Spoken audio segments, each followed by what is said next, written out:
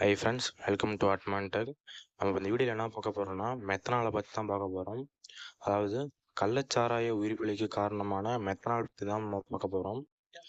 கடந்த 2 நாட்களாகவே தமிழகத்தை உலுக்கிக் கொண்டிருக்க கள்ளச்சாராயம் கள்ளக்குறிச்சி, கருணாபுரம் கள்ளச்சாராய மரணங்கள் பற்றி தான் நியூஸாக ஓடிட்டுருக்கு. இறந்தவர்கள் குடித்த சாராயத்தில் மெத்தனால் கலந்திருப்பான செய்திகள்லாம் சொல்கிறாங்க. இந்த மெத்தனால்னால் என்ன, இது எதுக்காக யூஸ் பண்ணுறாங்க, எதுக்கெல்லாம் யூஸ் பண்ணக்கூடாது அப்படின்னு நான் உங்களுக்கு சொல்கிறேன். அது எப்படி மரணத்தை ஏற்படுத்துகிறது அப்படிங்கிற ஒரு கொஷின் எல்லாருக்கும் இருக்கும். மெத்தனால் என்ன என்பதும் அது நமக்கு எப்படிலாம் கேடு விளைவிக்கும் அப்படின்னு நான் உங்களுக்கு சொல்கிறேன். ஃபஸ்ட்டு மெத்தனால்னா என்னன்னு சொல்லிடுறேன்.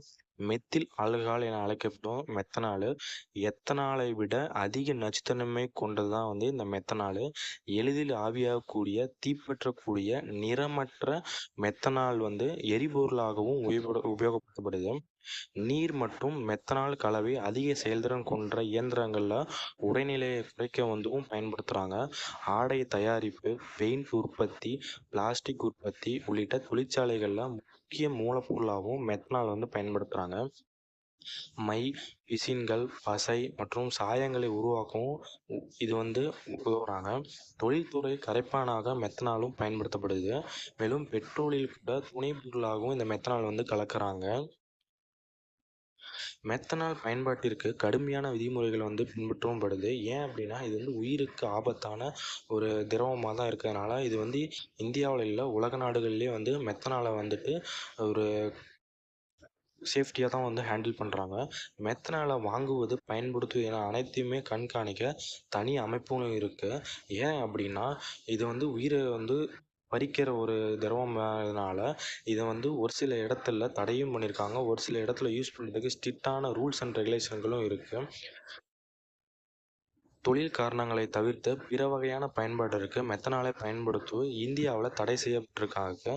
மேலும் கள்ளச்சாராயத்தில் அதிக போதைக்காக இந்த மெத்தனால் கலக்கிறாங்க. போதைக்காக மெத்தனால் கலக்கப்படும் போது கள்ளச்சாராயம் விஷ சாராயமாகவும் மாறும்.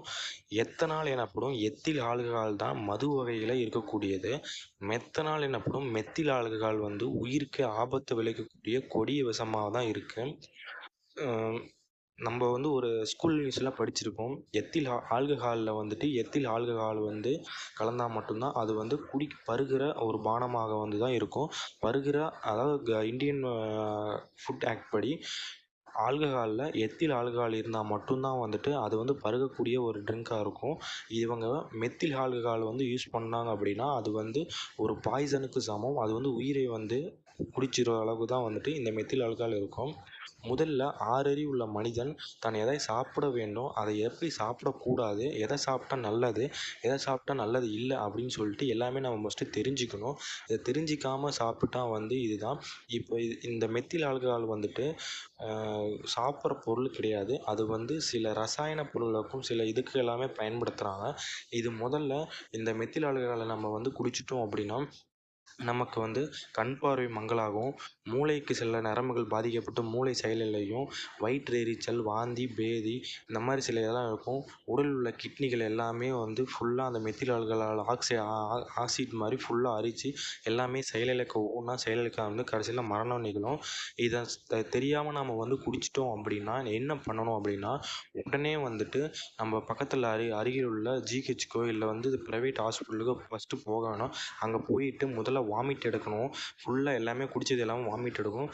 முக்கிய குறிப்பு என்னென்னா, மெத்தில் ஆல்கஹால் குடிச்சதுக்கப்புறம் எந்த ஒரு நீராகாரமோ இல்லை மறுபடியும் திரும்பி வேறு ஏதோ மதுபானமோ எதையுமே குடிக்கக்கூடாது. முதல்ல 24 மணி நேரத்துக்குள்ளே நம்ம முதல்ல ஜிஹெச்க்கோ இல்லை எந்த ஒரு ப்ரைவேட் ஹாஸ்பிட்டலில் போயிட்டு நம்ம முதல் சிகிச்சை பண்ணி ஆகணும். தயவு செஞ்சு இனி எந்த ஒரு பானமாக இருந்தால் முன்ன பின்ன தெரியாதவர்கள் கொடுக்குற பானமாக இருந்தாலும் அல்லது டெக்னாலஜி எவ்வளவோ வளர்ந்துருக்கு. இனி குடிக்கக்கூடிய பானங்களில் அதில் என்ன யூஸ் பண்ணியிருக்காங்கன்னு சொல்லிட்டு படிக்க தெரியல அப்படின்னா யாராவது படித்தவங்கன்னா அவங்கக்கிட்ட கேட்டு இதில் என்னென்ன யூஸ் பண்ணுறாங்க, இது குடிக்கலாமான்னு சொல்லிட்டு ஒரு முன் விவரங்கள் தெரிஞ்சுட்டு இந்த மாதிரி பானங்களை குடிங்க.